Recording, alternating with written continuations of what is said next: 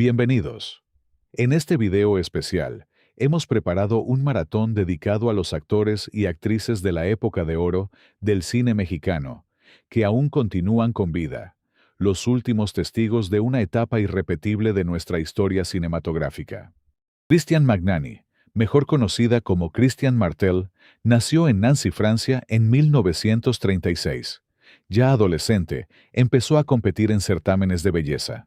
Su momento decisivo llegó en 1953, cuando representó a Francia y ganó Miss Universo en 1953. Ese triunfo le abrió una puerta inmediata en el cine estadounidense y apareció en producciones de Hollywood con participaciones secundaria. Se casó con el estadounidense Ronnie Marengo en 1954 y se divorció al siguiente año. Debido a que ya no hubo propuestas interesantes para ella, decidió probar suerte en México, donde llegó y debutó en cine nacional con Abajo el telón, en 1955, protagonizada por Cantinflas. Su filmografía se extendió durante la segunda mitad de los años 50 y principios de los 60, grabando más de 20 películas. La última fue Juana Gallo, en 1961, encabezada por María Félix. Pero el verdadero parteaguas de su vida fue el matrimonio que la conectó con una de las familias políticas más visibles del México del siglo XX. Aunque en un inicio no fue bien aceptada por la familia por el hecho de ser actriz y que venía de un divorcio, finalmente en 1961, Christian se casó con Miguel Alemán Velasco. A partir de esa unión, se volvió ciudadana mexicana. Se retiró definitivamente de su carrera como actriz y tuvo 4 hijos. Asumió un papel público relevante cuando su esposo fue gobernador de Veracruz.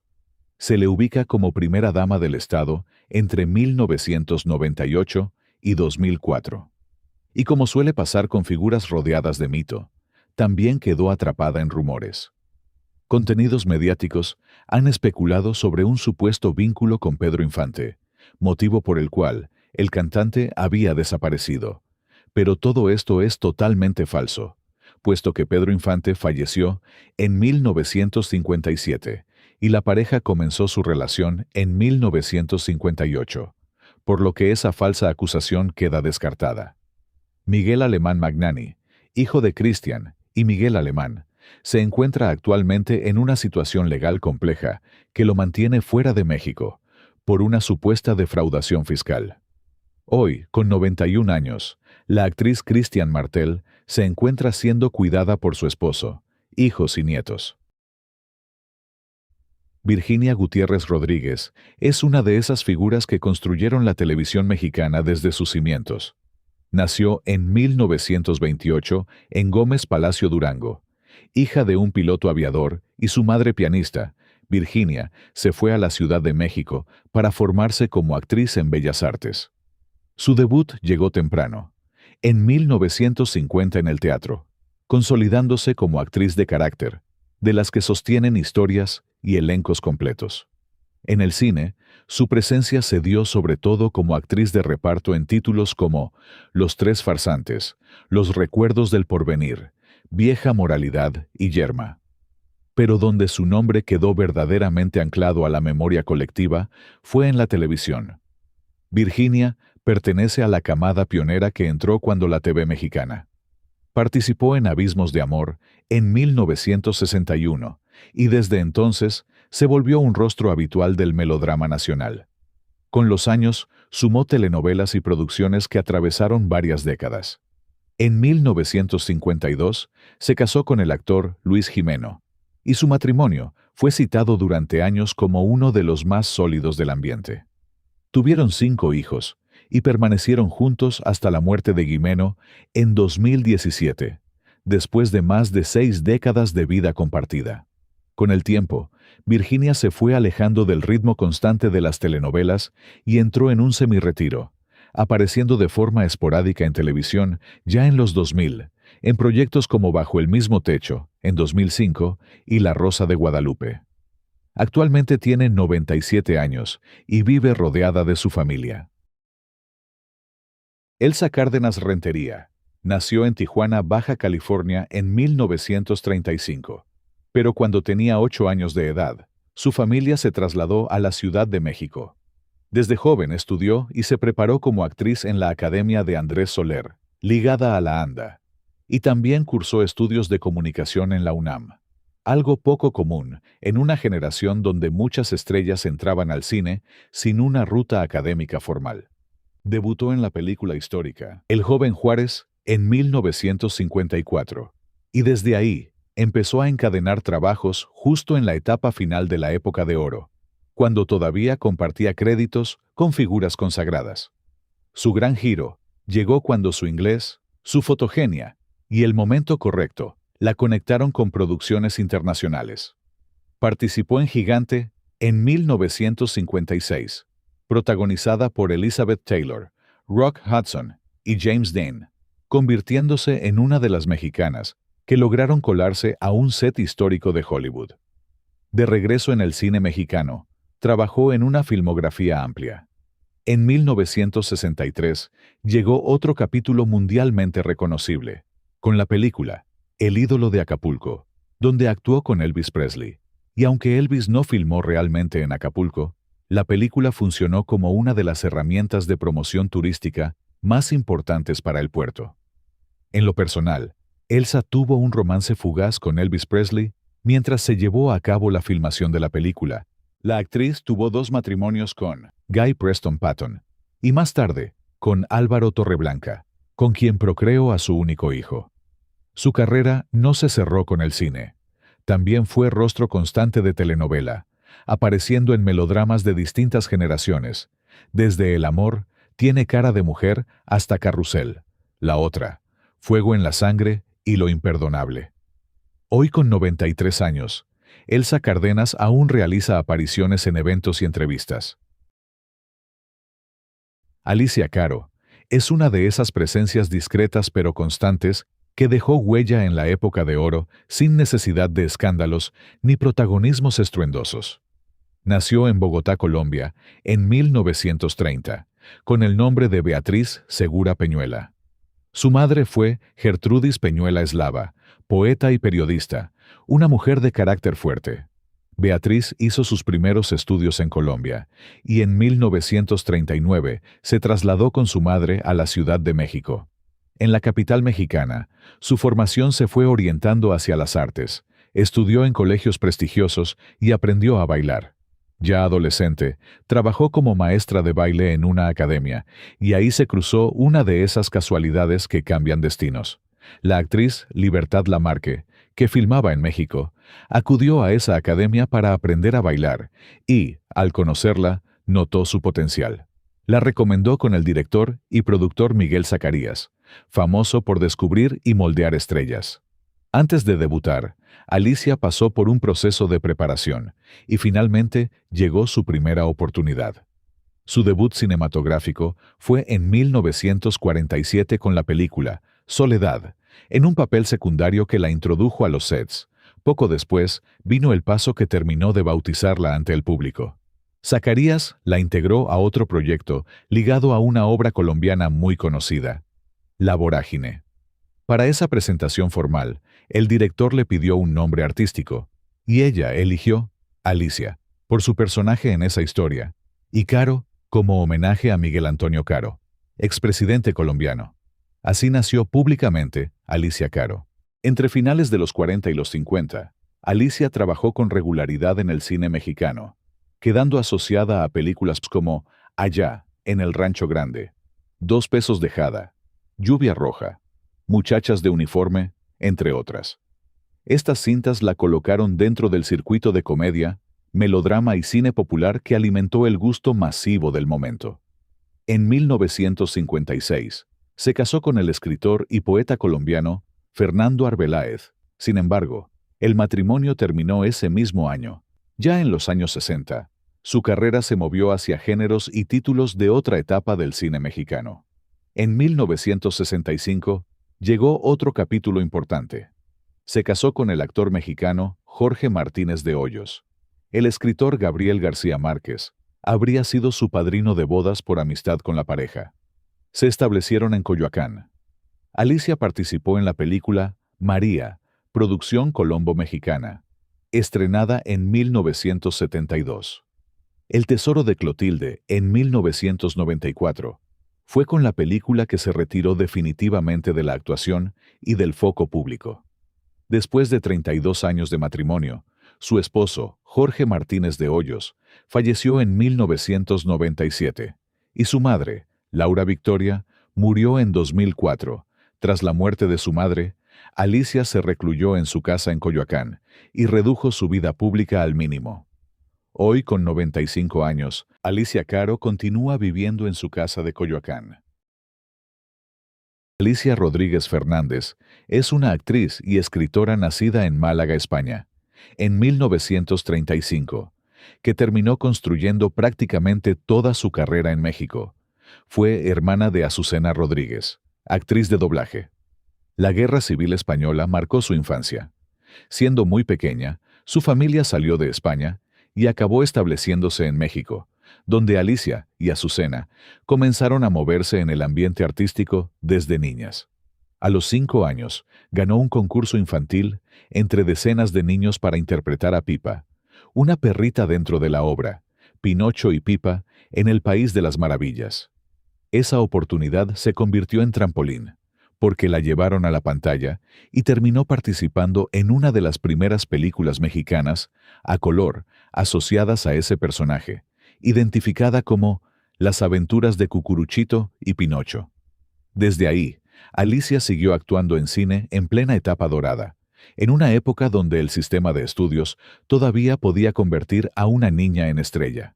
En la década de los 40, consolidó su nombre como actriz infantil. Filmó títulos como Cuando escuches este vals, El jagüey de las ruinas y El secreto de la solterona en 1944. Trabajo por el que resultó ganadora del Premio Ariel a Mejor Actuación Infantil. Ese reconocimiento la colocó en un lugar privilegiado.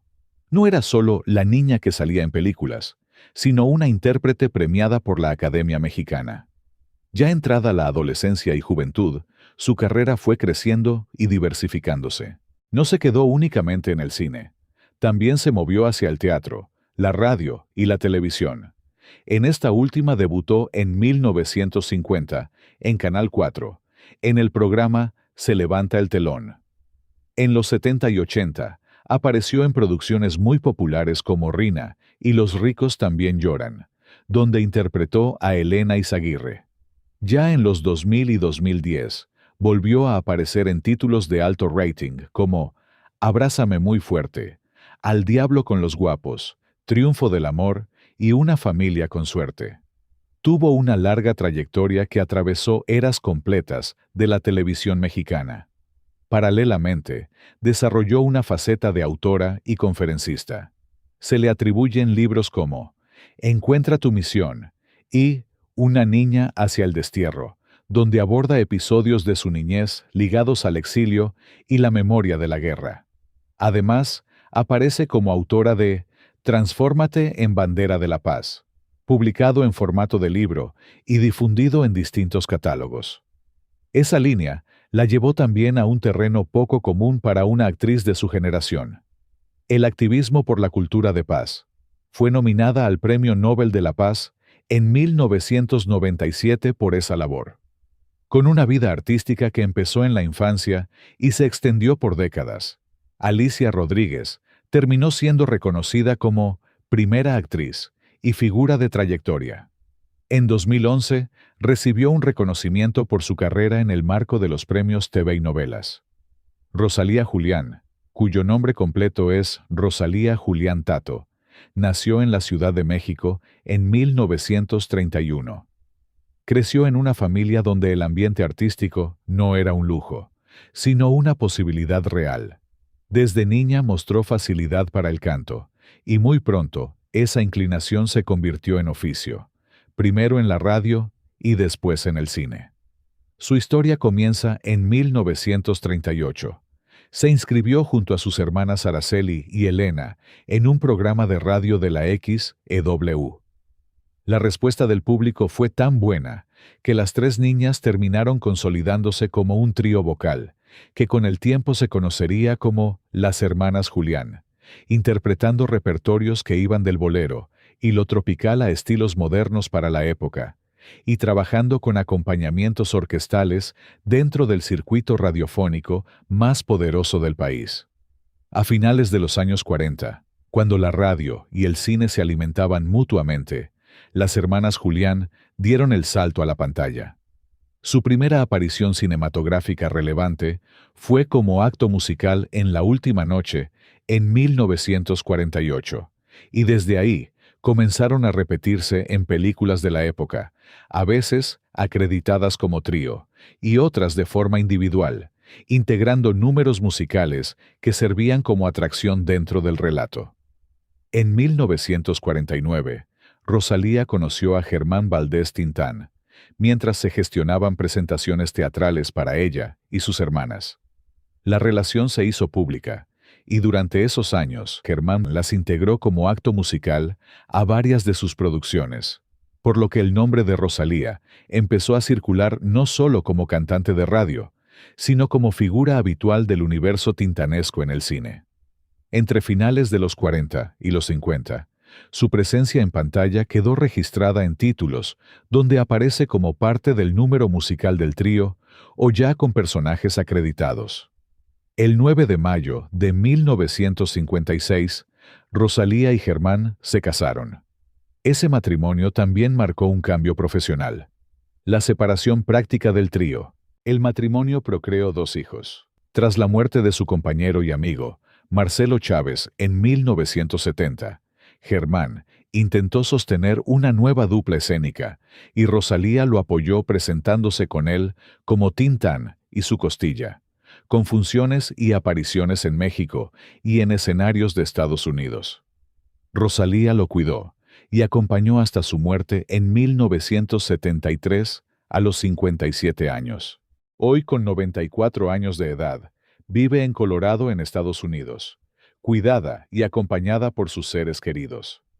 Marta Ofelia Galindo Galván nació en 1929 en Mazatlán, Sinaloa. Comenzó en la Compañía Nacional de Teatro Infantil, donde ganó un concurso y con apenas 6 años debutó en Bellas Artes en una puesta de Pinocho. A inicios de los 40, llegó su debut cinematográfico con Las aventuras de Cucuruchito y Pinocho, lo que la coloca como una actriz que vivió la época de oro. Aunque el público masivo la recuerda por la televisión, su columna vertebral siempre fue el escenario. Su carrera se sostuvo por décadas con trabajos de apoyo, repartos secundarios y personajes de carácter. En 2022, por ejemplo, todavía fue homenajeada por la compañía Fénix Novohispano en el Teatro de la Ciudad, celebrando en escena una trayectoria que se contaba en más de 80 años. En 1958, tuvo a su única hija, la cantante Nina Galindo. Marta optó por retirarse de la dinámica del cine durante un periodo para concentrarse en criarla, manteniéndose más activa en teatro. Cuando su hija creció, Marta regresó al cine en 1970 con El juego de Susanka, y desde ahí volvió a aparecer de forma constante en proyectos de cine y televisión. Uno de los personajes que la volvió inolvidable para otra generación fue la maestra Canuta. Tras trabajar con Jorge Ortiz de Pinedo, él la invitó a interpretar a Canuta en Cero en Conducta, y luego retomó el personaje en La Escuelita VIP. En sus años recientes, Marta volvió a convertirse en tema de conversación por algo menos glamuroso, pero muy real: la falta de trabajo hacia actores mayores. En 2023, con 94 años, dio entrevistas pidiendo que se les abrieran oportunidades a intérpretes de la tercera edad y denunciando lo absurdo de desaprovechar experiencia y oficio.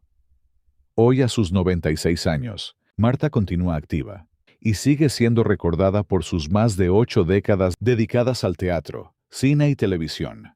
Sara Rodríguez Orozco nació en 1926 en Morelia, Michoacán, y es mejor conocida en el medio artístico como Sara Montes, una actriz mexicana cuya carrera abarcó más de 7 décadas entre cine y televisión.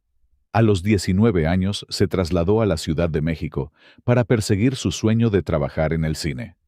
Su primera aparición en la pantalla grande fue como extra en la película en tiempos de la Inquisición en 1946, gracias a la oportunidad que le dio el actor Jorge Negrete, cuando la descubrió buscando trabajo en los estudios cinematográficos. A partir de ese momento, comenzó a participar en producciones cinematográficas, en papeles secundarios. En 1948, obtuvo un papel más significativo en El muchacho alegre, lo que ayudó a consolidar su carrera frente a cámaras y le permitió trabajar con algunos de los artistas más destacados del cine mexicano de ese periodo. Durante las décadas siguientes, Sara Montes fue parte de numerosas películas del cine nacional, actuando en diversos géneros y demostrando versatilidad como intérprete. Con el paso del tiempo, y una vez que el auge del cine clásico disminuyó, incursionó también en la televisión, apareciendo en telenovelas y series desde principios de los años 60.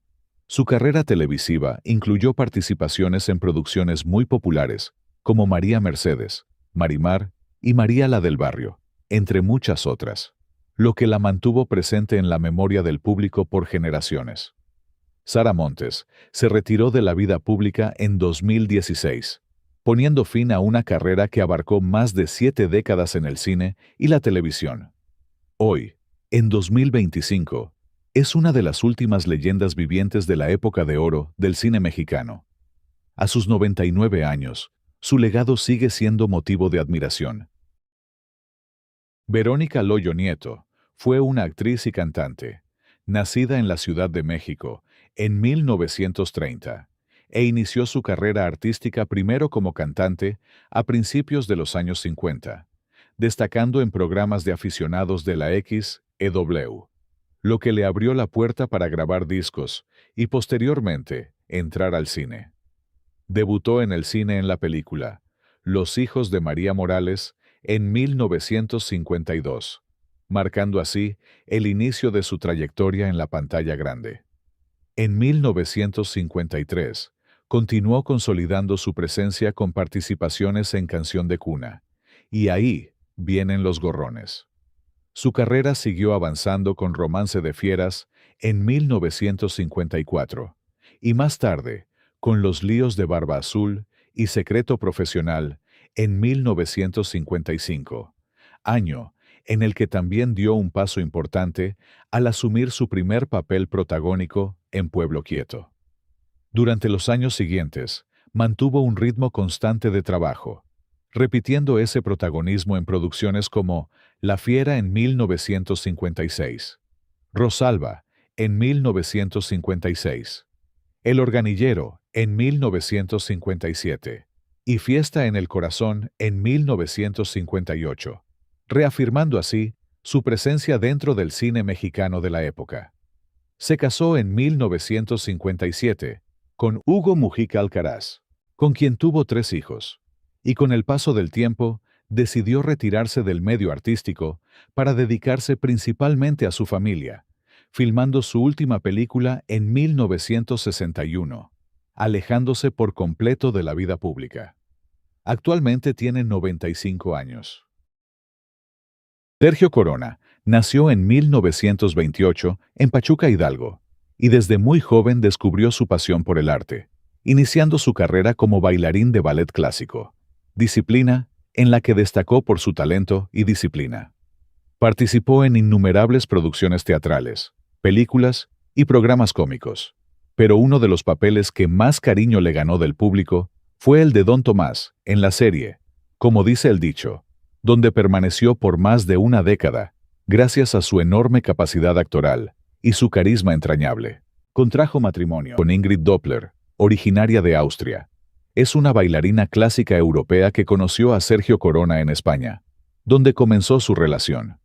Después de enamorarse, Ingrid viajó a México para reunirse con él, y en 1964 se casaron. Desde entonces, han permanecido juntos y forman una familia con 3 hijos, consolidando una historia de amor que ha acompañado la larga trayectoria artística de Sergio Corona. Hoy, Sergio Corona, con 97 años de edad, vive rodeado del cariño de su familia y del reconocimiento de la industria. Eric del Castillo nació en 1934 en Celaya, Guanajuato. Desde joven mostró inquietud por la actuación. Tras probar con el seminario y pensar incluso en medicina, decidió formarse en actuación en el Instituto de la Asociación Nacional de Actores, iniciando así una carrera que lo llevaría muy lejos. Con los años, se consolidó como uno de los rostros más reconocidos del cine, teatro y televisión mexicanos. Participó en más de 300 películas.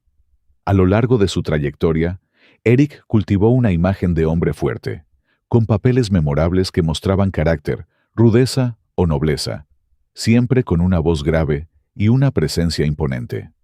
Pero su versatilidad también lo llevó a desempeñarse como guionista, director y argumentista, lo que mostró su profundo amor por el arte desde distintas facetas. Esa pasión, forjada con disciplina y entrega, le permitió mantenerse vigente generación tras generación. Eric del Castillo está casado con Kate Trillo Graham. Tienen 2 hijas en común, Verónica y Kate del Castillo. El actor tiene un hijo mayor llamado Ponciano del Castillo, de su primer matrimonio con Roxana Villini Santamaría. En los últimos años, su figura ha seguido siendo un símbolo de perseverancia y amor al oficio.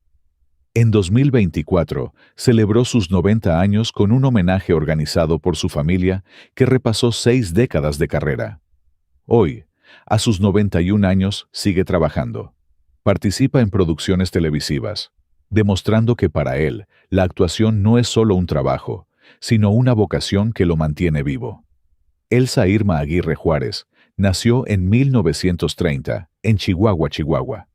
Desde muy joven su vida dio un giro inesperado cuando, con apenas 14 años, ganó un concurso de belleza convocado por una productora cinematográfica, lo que la llevó al cine. Su debut fue en 1945. A partir de ese momento, su carisma, belleza y talento le abrieron la puerta a lo que sería una carrera extensa y destacada, convirtiéndola en una de las divas más emblemáticas de la época de oro del cine mexicano. Durante décadas protagonizó decenas de películas famosas, y con el paso de los años, Elsa cambió su estilo de vida. Desde sus tempranos 40s, inició con un estilo de vida saludable, practicando yoga y un estilo de alimentación vegetariano. Hoy, con 95 años, ha hablado abiertamente sobre lo que representa envejecer con dignidad. Elsa se ha mostrado públicamente en algunas ocasiones. Reapareció recientemente usando tanque de oxígeno, con la intención de compartir reflexiones sobre su vida, hablar de su historia y anunciar la publicación de un libro autobiográfico donde planea abrir su corazón y revelar recuerdos personales y profesionales que marcaron su trayectoria. Hoy, Elsa Aguirre representa un puente generacional, y su historia encarna tanto la gloria del pasado como la dignidad de una vejez vivida con conciencia, respeto y gratitud. Su legado siguen vivos, no solo en la pantalla, sino en la memoria colectiva de quienes amamos el cine mexicano. María Victoria nació un 26 de febrero de 1923 en Guadalajara, Jalisco. Desde muy joven quería ser costurera, pero al ver a sus hermanas dedicadas al canto y al baile, decidió iniciar una carrera artística, primero en las carpas y después en el teatro. Con los años, su nombre se volvió sinónimo de versatilidad. Además del canto, mostró su talento para la comedia, destacando por su voz, su gracia natural y su autenticidad sobre el escenario. Quizás su papel más famoso, y el que la hizo entrar al imaginario colectivo, fue su interpretación de Inocencia de la Concepción de Lourdes Escarabarzaleta en la película La criada bien criada, un papel que hoy sigue recordándose con cariño. Con el paso del tiempo, María Victoria supo adaptarse a los cambios del medio. Además del cine y el teatro, incursionó en televisión, participando en telenovelas y programas donde su presencia seguía evocando nostalgia, experiencia y talento consolidado. Hoy, con 102 años de edad, la cual su familia ha declarado que tiene esa edad, la actriz goza de buena salud y se ha convertido en una de las figuras más longevas y vivas del cine clásico mexicano. En fechas recientes, reapareció públicamente para agradecer los homenajes que le dedican, especialmente tras exhibiciones memorándum en museos dedicados a su trayectoria, donde sus admiradores pudieron revivir su legado a través de fotografías, vestuarios y recuerdos de sus películas y canciones más emblemáticas. Irma Dorantes nació en 1934 en Mérida, Yucatán, aunque creció en la Ciudad de México, donde su madre la impulsó desde niña al mundo del espectáculo. Su debut en el cine fue a los 13 años con la película Los Tres Huastecos en 1948, y poco después comenzó una carrera que la convirtió en una cara reconocible de la época de oro del cine mexicano. Durante los años 50 y 60, Irma brilló tanto en cine como en música. Se casó en 1953 con Pedro Infante y tuvieron una hija, Irma Infante. Tras la muerte de Pedro, Irma retomó su carrera para salir adelante, enfrentando dificultades personales, pero mostrando siempre fortaleza. Con el paso de las décadas, su popularidad se atenuó, pero su legado permaneció. Participó en cine, teatro y en varias telenovelas y producciones televisivas. Su actividad artística se extendió de 1948 hasta 2014. En 2024, reapareció públicamente para enviar un mensaje a la comunidad actoral con plena lucidez, recordando sus años de trayectoria y agradeciendo la historia que compartió con colegas y público. Hoy, con 90 años de edad, Irma Dorantes representa no solo una época, sino la memoria viva de muchas historias.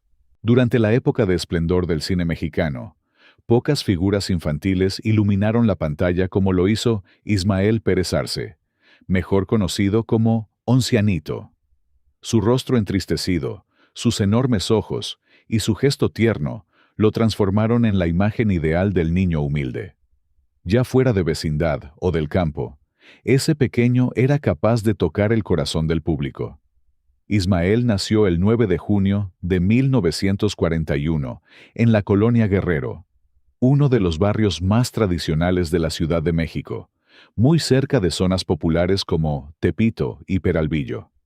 En esa comunidad, fue en una de las muchas vecindades donde vivía con su madre, su padre adoptivo y 8 hermanos.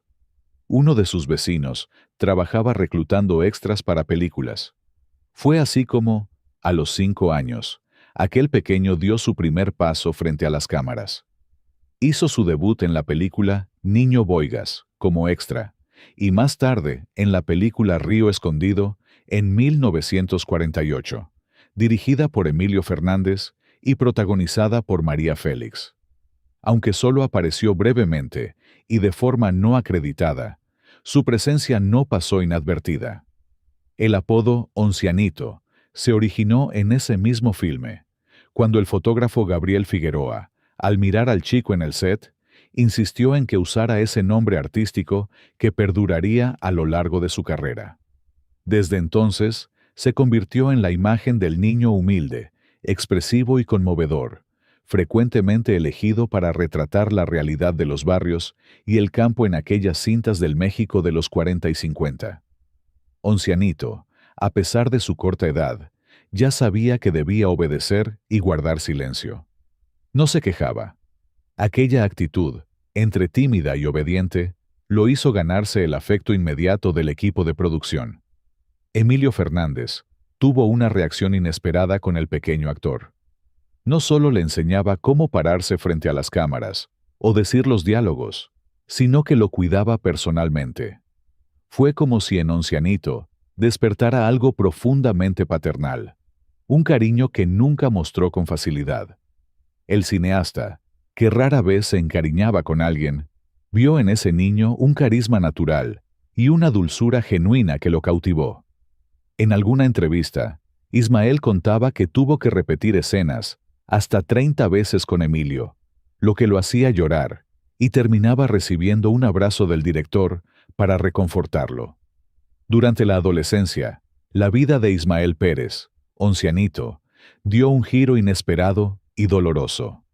Aquel niño prodigio, que había conquistado al público con su ternura y talento en más de 30 películas, comenzó a enfrentar el ocaso prematuro de su carrera justo cuando dejaba atrás la infancia. Los productores lo rechazaron. Ya no querían a aquel muchachito moreno de barrio, sino a jóvenes delgados, de rostros más vendibles. A los 15 años, tras su participación en El Camino de la Vida, su carrera en el cine terminó. Pese a sus esfuerzos por adaptarse y encontrar nuevos papeles que correspondieran a su nueva etapa de vida, fue imposible revertir el rumbo. El medio cinematográfico, entonces tan rígido y encasillador, no supo o no quiso ofrecerle una oportunidad de evolución actoral. Así, de manera silenciosa y sin escándalos, fue apartado de los sets que una vez fueron su hogar. El niño que había brillado con muchas de las figuras más importantes de la época de oro, fue relegado al olvido y su nombre comenzó a desaparecer de las marquesinas del cine nacional. Como muchos actores infantiles de su tiempo, Poncianito no había sido consciente de cuánto ganaba realmente durante su carrera. En su adolescencia, llegó a confesar que nunca tuvo control sobre su salario, el cual era manejado por un representante vecino de su colonia. Aquel porcentaje que llegaba a sus manos solo era una fracción de lo que realmente generaba. Cuando las luces del espectáculo se apagaron, tuvo que trabajar en lo mismo que su familia. Empleos modestos, alejados por completo del mundo artístico que había conocido de niño. Aunque más adelante reconstruyó su vida con dignidad, la adolescencia marcó el final de su paso por el estrellato, dejándole solo los recuerdos de una infancia brillante, truncada por la indiferencia de una industria que lo dejó atrás.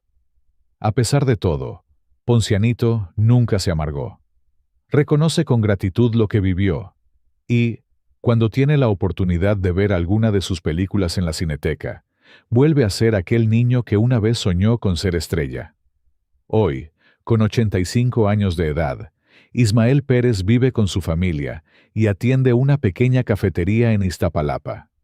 Sigue siendo recordado con cariño por un público que no olvida sus lágrimas en blanco y negro, ni su risa espontánea, ni esa mirada que enternecía hasta al más duro. Luz María Aguilar nació en 1935 en la ciudad fronteriza de Ojinaga, Chihuahua. Desde muy niña ya sentía curiosidad y le llamaba la atención el mundo del entretenimiento. Viajó a la Ciudad de México y entró a estudiar artes dramáticas con Sequizano, donde se formó como actriz. Como la mayoría de los artistas que van iniciando, le tocó trabajar en las radionovelas, al lado de grandes figuras, pero la pantalla grande ya la estaba esperando. A inicios de 1950, sus participaciones eran como extra, pero con el tiempo fue obteniendo papeles cada vez más importantes. Participó en un total de 39 películas. En 1957 ganó el Ariel por Mejor Actuación Juvenil en la película ¿Con quién andan nuestras hijas? También tuvo una importante carrera en el teatro, participando en numerosas obras. En 1974 participaría en una serie en donde, junto con otros 3 actores, serían las estrellas principales. Hogar, Dulce Hogar. Al lado de Sergio Corona, José Gálvez y Begoña Palacios, a Luz María no le gusta hablar mucho de su vida privada. Solo se sabe que fue pareja de Alejandro Suárez, y fruto de ese amor nació su hijo, Alejandro Suárez Aguilar, quien actualmente es productor. Hoy con 90 años, Luz María continúa trabajando. Recientemente se integró al elenco de la serie de televisión Los Hilos del Pasado, donde interpreta el papel de la Madre Superiora. Rosita Arenas Dios nació en 1933 en Caracas, Venezuela, pero se mudó a México a una edad temprana. Su madre, María Teresa Montoya, fue una destacada actriz mexicana, lo que influyó en su carrera artística. Arenas creció rodeada de un ambiente artístico y cultural, lo que despertó en ella el interés por la actuación desde una edad temprana. Debutó en el cine en la década de 1950 y rápidamente se convirtió en una de las actrices más solicitadas de su generación. Su primera película importante fue La doncella de piedra, en 1955, donde demostró su talento y carisma. A partir de entonces, Rosita Arenas Participó en una serie de películas que la consolidaron como una estrella del cine mexicano. Durante los años 50 y 60, protagonizó numerosas películas en México y en otros países de América Latina. Además de su carrera en el cine, Rosita Arenas también tuvo presencia en la televisión, como en las telenovelas y programas de televisión, consolidando su fama y popularidad en el medio. Hoy, a sus 92 años de edad, vive retirada del medio artístico y se encuentra bajo el cuidado de sus hijas. Rosa Carmina Riverón Jiménez nació en La Habana, Cuba, en 1929, actualmente con 94 años de edad, también llamada la Reina de los Gánsteres y Su Majestad la Rumba. Desde muy jovencita se quiso dedicar al baile, y sus padres la inscribieron en una escuela de danza en Cuba. Fue descubierta por el director de cine, Juan Orol. Le propuso irse a México para la filmación de 3 películas, pero la joven bailarina estaba comprometida para casarse y no quería cambiar sus planes. Sin embargo, Juan Orol tuvo a bien convencerla, así que viajó a México, junto con su familia, a probar fortuna en otro país. Estudió actuación en la Academia Sequizano, y Juan Orol le trajo maestros de diferentes partes para que le enseñaran a bailar. Debutó en la época de oro, con la cinta Una mujer de Oriente. También se hizo presente en el llamado cine de rumberas, siendo una de las favoritas. Además de trabajar en la pantalla grande, alcanzó un rotundo éxito bailando en teatros y espectáculos masivos. Se casó varias veces y desde hace algunos años vive en Barcelona, España. Hoy, con 96 años, sigue presente entre nosotros. Angélica María Hartman Ortiz, de 81 años de edad, nació en 1944 en Nueva Orleans, Luisiana, en Estados Unidos. Llamada también la novia de México. Inició su carrera artística como actriz infantil a los 5 años de edad, en la época de oro del cine mexicano. Angélica posee una gran trayectoria tanto en la pantalla, teatro, música y televisión. En 1975 se casó con el cantante venezolano Raúl Vale. Sin embargo, el matrimonio terminó en divorcio en 1986. Fruto de este matrimonio nació Angélica Vale, quien es también una talentosa actriz y comediante. Angélica María continúa vigente, tanto en las redes sociales como en sus participaciones en teatro y programas de televisión, casi siempre acompañada por su hija y nietos. María Cristina Rodríguez Mas, conocida como Titina Romay, es una actriz, pintora y compositora mexicana. Nació en 1942 en la Ciudad de México. Es hija del cineasta Joselito Rodríguez. Debutó en la época de oro como actriz infantil. Una de sus actuaciones más sobresalientes fue en la película Los Angelitos Negros al lado de Pedro Infante. A pesar de formar parte de una de las familias más poderosas del cine, fue ese mismo peso lo que la llevó a no ser una niña feliz. Le prohibían jugar y comer como ella quería. Pero, a pesar de estos sinsabores, la actriz comenta que volvería a escoger la misma carrera si volviera a nacer, ya que el reconocimiento y satisfacción que da la actuación no se compara con nada. La actriz se retiró a los 28 años de edad. Hoy, con 83 años, la actriz se mantiene muy activa en el ámbito artístico y cultural. Cuitláhuac Rodríguez nació en 1961, hijo del reconocido director Ismael Rodríguez. Desde muy pequeño, Cuitláhuac creció entre cámaras, estudios y guiones, respirando el ambiente cinematográfico que su padre dominaba. Tuvo como padrino de bautizo a Mario Moreno Cantinflas, con quien tenía una relación cercana. Su debut en la pantalla grande ocurrió en 1971, con la película Faltas a la moral. Su interpretación fue tan convincente que ganó la Diosa de Plata como mejor actor infantil. Ese mismo año, participó en El Ogro, dirigida también por su padre, en la que fue uno de los 4 niños protagonistas. Poco después, actuó en Trampa a una niña, consolidándose como uno de los infantes más prometedores del cine nacional. Sin embargo, el verdadero salto a la fama llegó en 1972 con Mi niño Tizoc, una cinta que conmovió profundamente al público. Dirigida por su padre y protagonizada junto a Alberto Vázquez, Macaria y Columba Domínguez, la película contaba la historia de Tizoc, un niño indígena que vive con su padre Carmelo. La película se convirtió en un clásico que suele transmitirse durante la Navidad, y el papel consolidó a Cuitláhuac como uno de los niños más entrañables del cine mexicano. Durante su niñez, continuó participando en otras producciones, pero como sucedió con muchos actores infantiles de su generación, la fama de Cuitláhuac comenzó a desvanecerse al llegar la adolescencia. Los directores empezaron a buscar nuevos rostros, y el público ya no lo veía como al pequeño Tizoc, sino como un niño que quería competir en un medio más exigente, por lo que decidió hacer una pausa en su carrera. Que dijo, no, pues si ahí hay un mundo afuera que me espera. ¿Cómo? En las clases se impartían en alemán e inglés. Años después, intentó regresar al cine, pero los tiempos habían cambiado. Aunque trabajó en algunas producciones durante los 80 y 90, nunca recuperó el mismo nivel de popularidad que tuvo en su infancia.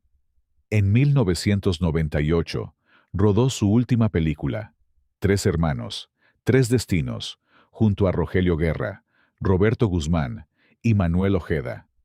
Tras ese proyecto, Cuitláhuac se retiró definitivamente del medio artístico. Lejos de los reflectores, se dedicó a la producción musical y actividades empresariales. Aún así, mantiene viva la memoria de su paso por el cine, a través de una página de Facebook.